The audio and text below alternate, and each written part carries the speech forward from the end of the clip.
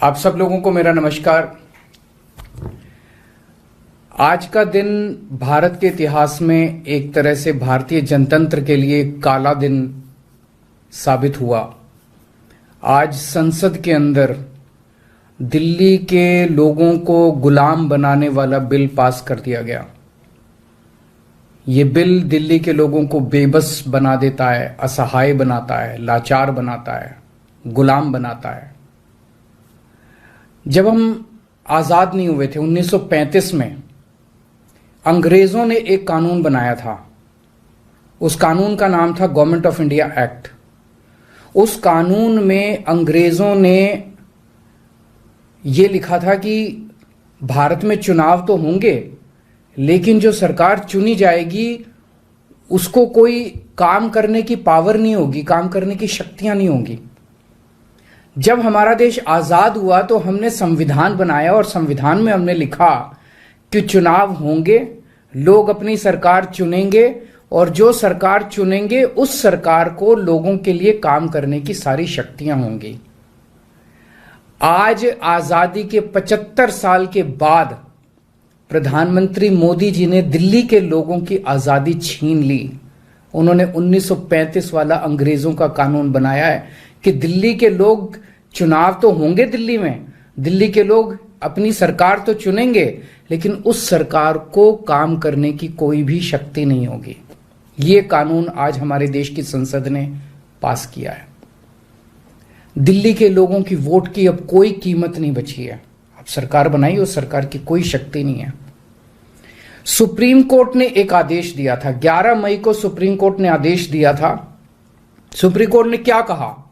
Supreme court ने कहा भारत एक जनतंत्र है, इस जनतंत्र में हम अपनी सरकार चुनते हैं, जनता अपनी सरकार चुनती है और उस सरकार को जनता के लिए काम करने की पूरी ताकत होनी चाहिए, सुप्रीम कोर्ट ने कहा। प्रधानमंत्री जी ने एक ही हफ्ते के, सुप्रीम कोर्ट का जैसे आदेश आया, एक हफ्ते के बाद उसको सुप्रीम कोर्ट के आदेश को पलट दिया और उसके खिलाफ एक अध्यादेश लेके आए। और आज हमारे देश की संसद ने उस अध्यादेश को इस देश का कानून बना दिया कि अब दिल्ली के लोगों की चुनी हुई सरकार को काम करने की कोई ताकत नहीं होगी। अब इस कानून में लिखा है कि दिल्ली के लोग जो मर्जी सरकार बनाएं, लेकिन उस सरकार को चलाएंगे एलजी साहब और मोदी जी, सीधे सीधे वही लोग चलाएंगे इस सरकार को। तो इससे साफ जाहिर है कि प्रधानमंत्री मोदी जी कह रहे हैं कि मैं सुप्रीम कोर्ट को भी नहीं मानता। जिस देश के प्रधानमंत्री उस देश की सर्वोच्च अदालत को नहीं मानते, उस देश का क्या भविष्य हो सकता है? सीधे सीधे वो कह रहे हैं सुप्रीम कोर्ट जो मर्जी आदेश पास करे, अगर मुझे सुप्रीम कोर्ट का आदेश पसंद नहीं आया तो मैं उसके खिलाफ कानून बना के सुप्रीम कोर्ट के आदेश को पलट दूंगा। इतना अहंकार हो गया इन लोगों को। इन लोगों ने देखा कि दिल्ली में आम आदमी पार्टी को हराना बहुत मुश्किल है। पिछले 4 चुनाव सीधे सीधे 2013 में, 2015 में, 2020 में और उसके बाद एमसीडी का चुनाव, सीधे सीधे 4 चुनाव बीजेपी आम आदमी पार्टी से दिल्ली में हार गई। दिल्ली के अंदर 25 साल से ज्यादा हो गए अब बीजेपी की सरकार नहीं बनी है। 25 साल से इनको वनवास दिल्ली के लोगों ने दिया हुआ है। तो इनको लगा कि आम आदमी पार्टी को हराना मुश्किल है, तो इन्होंने चोर दरवाजे से, पीछे से चोर दरवाजे से इन्होंने दिल्ली की सत्ता को हथियाने की कोशिश की है। दिल्ली के लोगों ने एक बार आम आदमी पार्टी को 70 में से 67 सीट दी और 3 सीट बीजेपी को दी। दूसरी बार 70 में से 62 सीट दी और 8 सीट बीजेपी को दी। तो एक तरह से दिल्ली की जनता ने चिल्ला चिल्ला के बीजेपी को कहा है कि दिल्ली के अंदर दखलंदाजी मत करना। प्रधानमंत्री जी को साफ साफ शब्दों में दिल्ली के लोगों ने कहा, 7 सीट उनको नेशनल चुनाव में 7 सीट दी और दिल्ली के चुनाव में 3 सीट दी। तो मोदी जी को साफ साफ दिल्ली की जनता ने कहा कि दिल्ली के काम में दखलंदाजी मत करना, आप देश संभालो। लेकिन मोदी जी कहते हैं मैं जनता की बात नहीं मानता।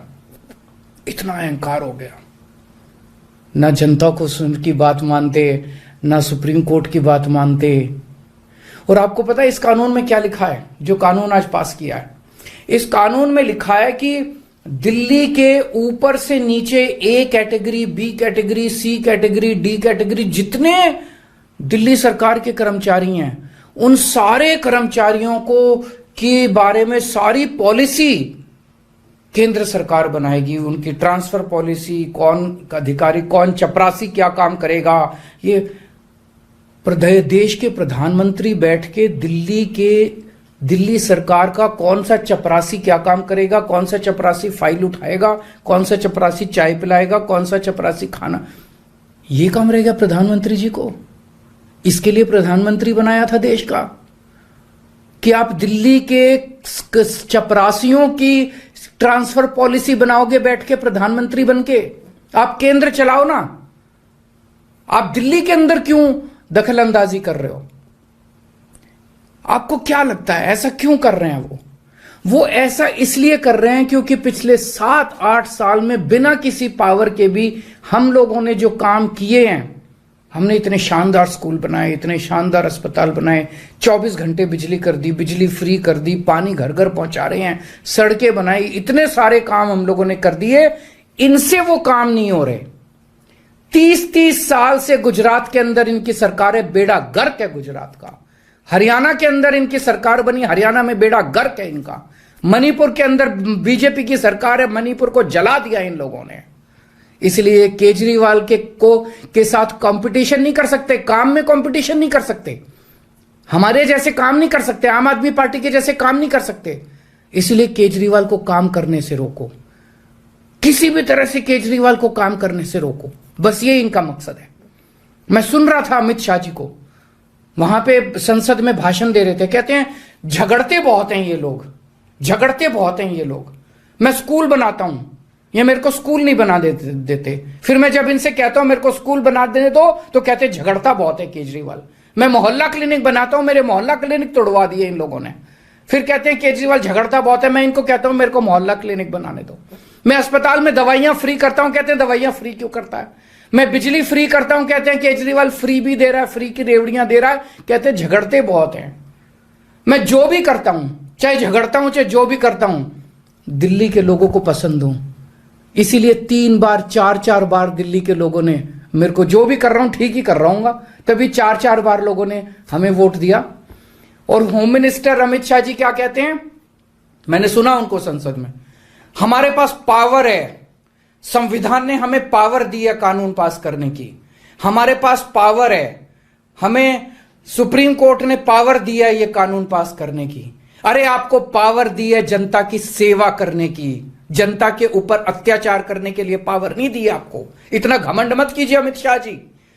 आपको पावर दी गई है ताकि आप विकास करें देश का, आपको पावर दी गई है ताकि आप देश के लोगों को शक्तिशाली बनाएं। आपको पावर इसलिए नहीं दी गई है कि आप देश के लोगों को लाचार बना दें और उनके वोट का अधिकार छीन लें। ये जो आप पावर पावर पावर पावर कर रहे हो, ये पावर आपको जनता की सेवा करने के लिए दी गई है। मैंने देखा है अमित शाह जी पिछले चुनाव में आप घर घर जाके दिल्ली के अंदर पर्चे बांट रहे थे, एक एक घर में जाके आप पर्चे बांट रहे थे। दिल्ली के लोगों ने आपको नकार दिया। अब आप दिल्ली के लोगों को तमाचा मारने आ गए। केजरीवाल से नफरत करते करते इस नफरत में इतने अंधे हो गए कि आपने दिल्ली के लोगों के ऊपर अत्याचार करना चालू कर दिया। और मैं प्रधानमंत्री जी को याद दिलाना चाहता हूं, 2014 के चुनाव में प्रधानमंत्री जी आप खुद आए थे दिल्ली, आपका भाषण उठा के देखिए।